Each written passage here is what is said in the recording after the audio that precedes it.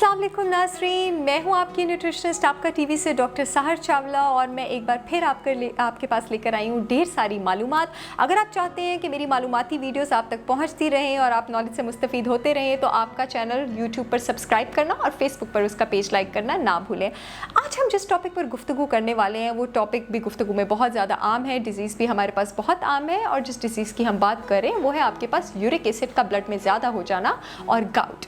इससे पहले कि मैं आपको बताऊं कि जो यूरिक एसिड के मरीज़ हैं उनको खाने में किस चीज़ का इंतखाब करना चाहिए और किन चीज़ों से परहेज़ करना चाहिए, मैं इस बात पर रोशनी डालना चाहूँगी कि यूरिक एसिड आपके पास होता क्या है। यूरिक एसिड आपके पास बॉडी में खाने के जिस कंपाउंड का ब्रेक डाउन प्रोडक्ट है, यानी जिसके तोड़ फोड़ की वजह से बनता है, उसको आप कहते हैं प्यूरिन्स।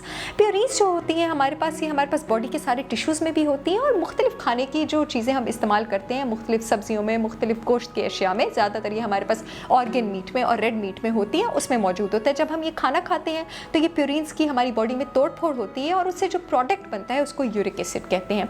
अब इस यूरिक एसिड ने नॉर्मली हमारे ब्लड में डाइल्यूट होना होता है और किडनी जो है वो इसको यूरिन में, पेशाब में मिक्स करके बॉडी से खारिज कर देती है। अगर आपकी किडनी फेल हो रही है मुनासिब अमाउंट ऑफ यूरिक एसिड्स को बॉडी से एक्सक्रीट करने में, या फिर आप ज़रूरत से ज़्यादा यूरिक एसिड ले रहे हैं, या फिर बॉडी में ज़रूरत से ज़्यादा यूरिक एसिड बन रहा है, तो इस सिचुएशन में ब्लड में जो कंडीशन होती है उसको आप कहते हैं हाइपर यूरिसीमिया। और जब ये यूरिक एसिड ब्लड में ज़रूरत से ज़्यादा बढ़ता चला जाता है तो आपके पास जो मेडिकल कंडीशन होती है उसको आप कहते हैं गाउट। इससे पहले कि आपको डूज और डोंट्स पता हो यूरिक एसिड के पेशेंट्स को कि खाने में किन चीज़ों का इस्तेमाल करना है और किन चीज़ों से इज्तनाब करना है, आपको ये पता होना चाहिए कि यूरिक एसिड किन चीज़ों में है। यूरिक एसिड का जो सबसे रिचेस्ट सोर्स है वो आपके पास रेड मीट और ऑर्गन मीट है। रेड मीट की जब हम बात करते हैं तो हम बड़ा गोश्त, बीफ और लैम की बात करते हैं, और ऑर्गन मीट की जब हम बात करते हैं तो हम जिगर, गुर्दा, यानी वो सारी मीट्स जो आपके पास एनिमल ऑर्गन्स में प्रेजेंट होते हैं। तो जिनको यूरिक एसिड की शिकायत है वो प्लीज़ रेड मीट से इज्तनाब करें और वो ऑर्गन मीट से भी इज्तनाब करें। इसके अलावा आपके पास जितने भी शुगरी ड्रिंक्स होते हैं, चाहे वो आपके पास कोला हो, शरबत हो, कार्बोनेटेड ड्रिंक्स हो, एनर्जी ड्रिंक्स हो, स्पोर्ट्स ड्रिंक्स हो, उनका आपके पास चूंकि अल्कोहल कंटेंट ज़्यादा होता है तो उनका यूरिक एसिड कंटेंट भी ज़्यादा होता है, उनसे भी इज्तनाब करें। और आपके पास जितने भी प्रोसेस्ड फूड आइटम्स हैं, जितने भी बेकरी फूड आइटम्स हैं, जितने भी जंक फूड आइटम्स हैं, उनका भी यूरिक एसिड कंटेंट ज़्यादा होता है, तो उनसे सख्ती से इज्तनाब करें। इसके अलावा हर वो खाना जिसमें नमक तेज़ है वो आपकी बॉडी में यूरिक एसिड ज़्यादा कर सकता है। वो कैसे? उसकी रीज़न आपके पास ये है कि जब हमारे ब्लड में नमक ज़्यादा होता है तो वो बॉडी में पानी को रोकने की कोशिश करता है।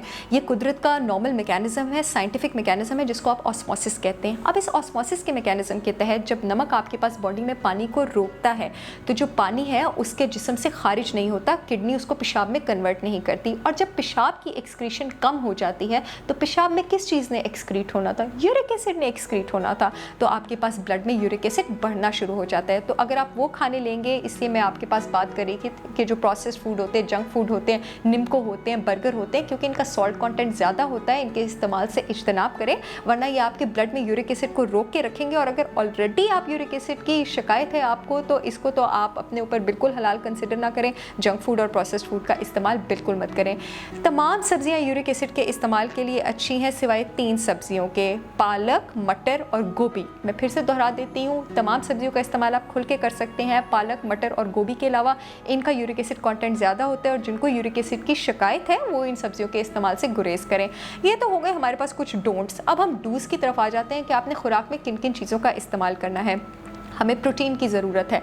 अब हम रेड मीट से भी प्रोटीन नहीं ले रहे, ऑर्गन मीट से भी प्रोटीन नहीं ले रहे, तो आपने उसका नेमुल बदल, आपने उसका ऑल्टरनेटिव सोर्स ऑफ प्रोटीन क्या ढूंढना है कि आपने वेजिटेबल सोर्सेज ऑफ प्रोटीन लेना है, आपने दालों का इस्तेमाल करना है, आपने नट्स का इस्तेमाल करना है। यूरिक एसिड के मरीज़ों के लिए ये बहुत अच्छा है। वो सारे खाने आपके पास जो बॉडी में सोडियम कम करते हैं वो यूरिक एसिड के पेशेंट्स के लिए बहुत अच्छे हैं। अब कौन से खाने आपके पास बॉडी में सोडियम कम करते हैं? वो सारे खाने जो बॉडी में पोटेशियम ज़्यादा करते हैं, यानी जितने भी पोटेशियम रिच फूड्स हैं वो आप यूरिक एसिड के पेशेंट्स ने इस्तेमाल करने हैं, जिसमें आपके पास मशहूर ज़माना केला आ जाता है। खजूर के बारे में मैं ज़रूर बात करना चाहूँगी। केला मशहूर है पोटेशियम के लिए, लेकिन एक खजूर में आपके पास केले से भी ज़्यादा पोटेशियम होता है। सिर्फ एक खजूर में 167 मिलीग्राम पोटेशियम होता है। तो यूरिक एसिड के पेशेंट्स डेली बेफिक्र होकर 2 खजूरों का इस्तेमाल करें, केला खाएँ। इसके अलावा तरबूज का इस्तेमाल बहुत ज़्यादा करें, पानी बहुत ज़्यादा पिएँ, क्योंकि पानी सिर्फ ना आपके जो बॉडी से वेस्ट और यूरिक एसिड की एक्सक्रीशन ज़्यादा करता करता है, बल्कि ये जो यूरिक एसिड की टेंडेंसी होती है ना जॉइंट्स में इकट्ठे होकर क्रिस्टल बनाने की, क्योंकि ये ब्लड को फ्लोइंग रखता है, यूरिक एसिड को फ्लोइंग रखता है, तो वो उन क्रिस्टल्स को एक जगह पे इकट्ठे नहीं होने देता। तो पानी का इस्तेमाल तो आप बहुत ज़्यादा करेंगे ही, उसके अलावा वो सारी खुराकें जिसमें आपके पास पानी बहुत ज़्यादा मौजूद है, यानी जिनको हम हाइड्रेटिंग फूड्स कहते हैं, हाइड्रेटिंग फूड्स का इस्तेमाल बहुत ज़्यादा करें। और हाइड्रेटिंग फूड्स में आपके पास सब्जियों में जो आ जाता है, टमाटर में आपके पास 95% पानी होता है, खीरे का इस्तेमाल करें, खीरे में 95% पानी होता है, बंद गोभी का इस्तेमाल करें, बंद गोभी में 92% आपके पास पानी होता है। फलों में आप तरबूज का इस्तेमाल करें, फलों में आप स्ट्रॉबेरी का इस्तेमाल करें, स्ट्रॉबेरी में आपके पास 91% पानी होता है। आप दूध का बेफिक्र होकर इस्तेमाल करें, दूध में आपके पास 91% पानी होता है।